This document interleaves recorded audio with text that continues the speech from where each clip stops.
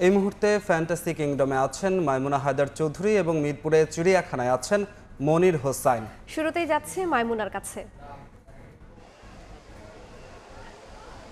ঈদের ছুটিতে কক্সবাজার কিংবা বান্দরবানের কোনো ঝর্ণায় যেতে না পারলেও এখানকার মানুষদের মনে কিন্তু কোনো আক্ষেপ নেই, কারণ ঢাকার খুব কাছে আসলে আর এই ফ্যান্টাসি কিংডমেই আমরা দেখতে পাচ্ছি সেই কক্সবাজারের অনুভূতি নিয়ে আসলে নাগরিক জীবনের সকল কোলাহল ভুলে তারা ঈদ আনন্দে মেতে উঠেছেন।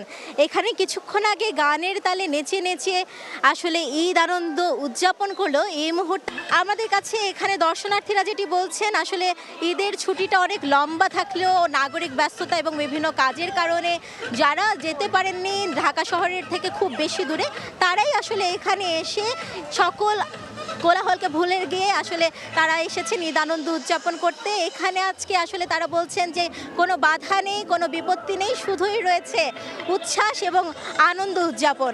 আমরা দেখেছি এখানে সকাল থেকেই মানুষজনের খুব ভিড় থাকলেও যত বেলা বাড়ছে তত আসলে বিভিন্ন বয়সী মানুষেরা দেশের বিভিন্ন প্রান্ত থেকে ঈদ আনন্দ উদযাপনে ছুটে এসেছেন এখানে। তো এই মুহূর্তে ঈদ আনন্দ উদযাপনের বাকি সংবাদ শুনতে আমরা চলে যাচ্ছি চিড়িয়াখানায় আমার সহকর্মী মনির হোসেনের কাছে। বিভিন্ন ধরনের পশু পাখির সাথে ঈদ আনন্দে মেতে উঠেছে নগরের শিশু কিশোর সহ সব বয়সী মানুষ। রাজধানীর মিরপুর চিড়িয়াখানায় সকাল থেকেই মানুষের ঢল নামে এক প্রকার যে দর্শনার্থীরা আছেন, সেই দর্শনার্থীরা সকাল থেকেই এখানে ভিড় করতে থাকেন। একের পর এক যেই পশু পাখি প্রাণী আছে সেগুলো দেখতে থাকে। এই মুহূর্তে আসলে আমরা যেটি দেখানোর চেষ্টা করছি, আমাদের সামনেই এখন জিরাফ, আমরা জিরাফের এখানে আছি। এই জিরাফ দেখতে কিন্তু উৎসুক যে দর্শনার্থী আছে, সেই দর্শনার্থীদের ভিড় কিন্তু আমরা সকাল থেকেই লক্ষ্য করেছি এবং শিশুরা খুব উৎসাহ আনন্দের সঙ্গে জিরাফ দেখছে। তারা বলছে যে বইয়ের পাতায় তারা এই জিরাফ দেখেছে, কিন্তু এখন সরাসরি তারা সামনে থেকে দেখছে। এতে তারা আসলে বেশ উচ্ছ্বসিত।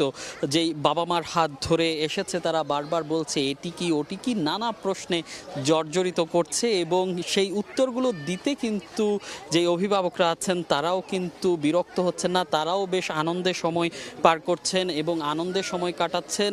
এই যে সকাল থেকে বিভিন্ন প্রাণীদের সাথেই যে উৎসব মুখর পরিবেশেই শিশুরা সময় কাটাচ্ছেন, এতে আসলে যে অভিভাবকরা আছেন শিশুদের পাশাপাশি বড়রা তারাও বেশ আনন্দিত এবং যেই ঈদের যেই ছুটি সেই ছুটিকে তারা কাজে লাগাচ্ছেন এভাবেই ঘুরে। এবং যেহেতু রাজধানী ঢাকায় বিনোদন কেন্দ্রের যেই সংকট, সেই সংকটে কিছুটা হলেও প্রশান্তি দেয় এই মিরপুর চিড়িয়াখানা। একই সাথে যেমন হরেক রকমের দেশি বিদেশি পশু পাখি তারা দেখতে পায়, সেই সঙ্গে প্রকৃতির একটি সামঞ্জস্য রয়েছে। সেজন্যই আসলে যেই প্রকৃতি প্রেমী এবং পশু প্রেমীদের যারা যেই বিনোদন প্রেমীরা আছেন তাদের আসলে চাহিদা এবং পছন্দের শীর্ষেই থাকে মিরপুরের এই চিড়িয়াখানা এবং সেটি আসলে আমরা দেখেছি। সকাল থেকেই এখানে ভিড় করেন তারা। সকাল 9টায় যখন এই চিড়িয়াখানার গেট খুলে দেওয়া হয় তখন থেকেই তারা আসতে শুরু করেন এবং এই গেট খোলা থাকবে, অর্থাৎ চিড়িয়াখানা খোলা থাকবে সন্ধ্যা 6টা পর্যন্ত।